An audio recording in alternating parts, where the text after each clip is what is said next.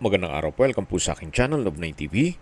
Patalasasan po, meron po ba kayong mga properties na napapabayaan or non-performing assets?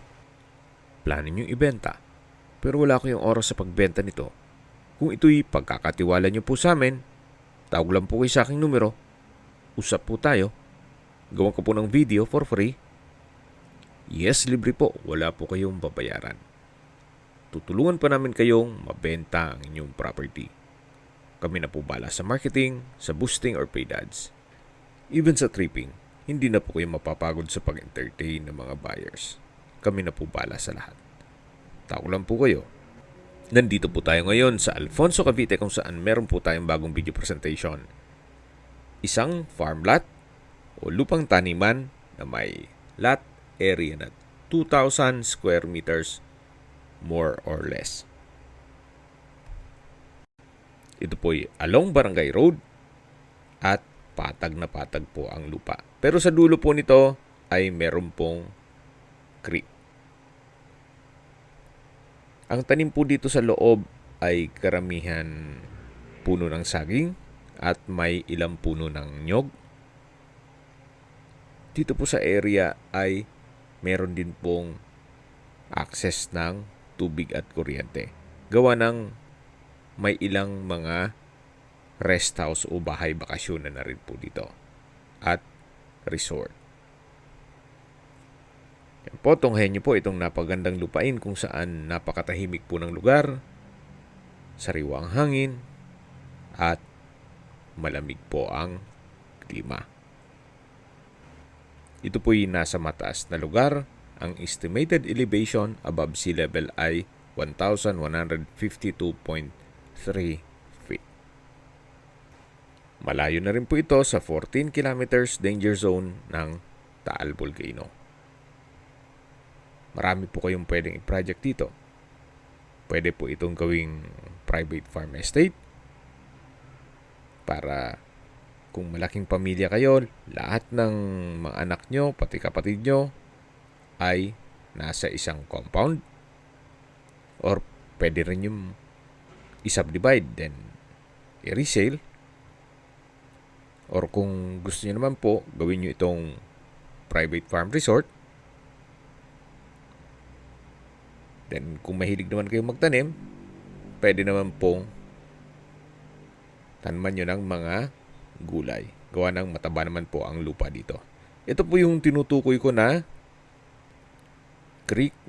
Hindi lang natin mapuntahan sa baba. Gawa ng medyo mataas po ang damo. At madulas. Siguro po upon tripping, pwede nating i-check yan. So balik po ulit tayo dito sa lupang binebenta. Yan po yung daan. At mula po dito, tunghayan nyo po, napakaaliwalas po.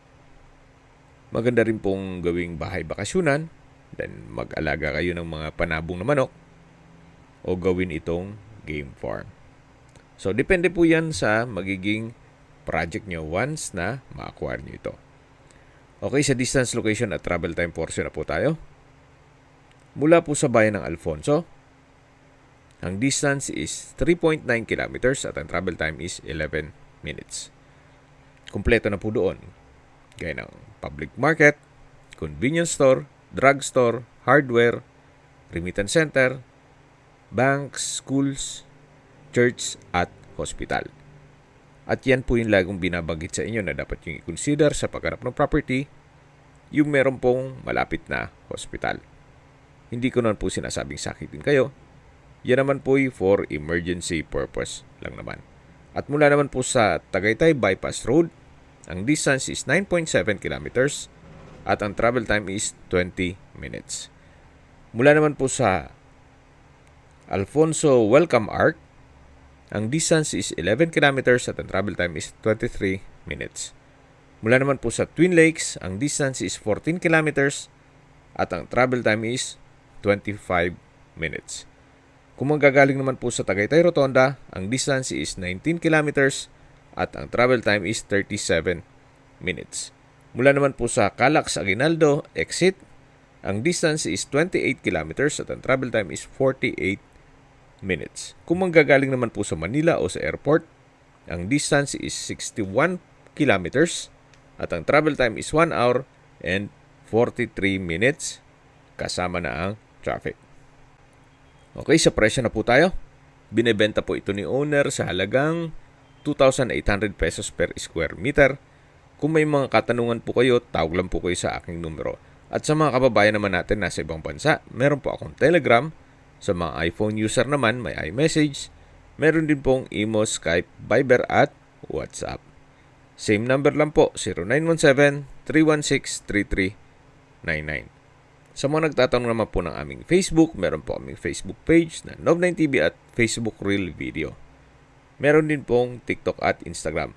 May ibang YouTube channel po kami na The Nov9TV Channel, Nov9TV Listings, Nov9TV On The Spot, at Nov9TV Updates. Sana po naibigan yung aming video presentation. Paki-like and subscribe na lang po sa aking channel para ma-update din po kayo sa aking future listings. Kung sakali po hanap nyo yung mas malaking sukat na lupa, meron din po kami ibang listings na pwede nyong pagpilian. Huwag po kayong mag-atubiling tumawag sa amin, then let us know your budget para malaman namin kung anong property pwede naming alok sa inyo. Sa lahat pong viewers, subscriber at nagtiwala po sa amin, salamat po sa suporta. Ingat po kayo lagi at yung pamilya. Maraming salamat po.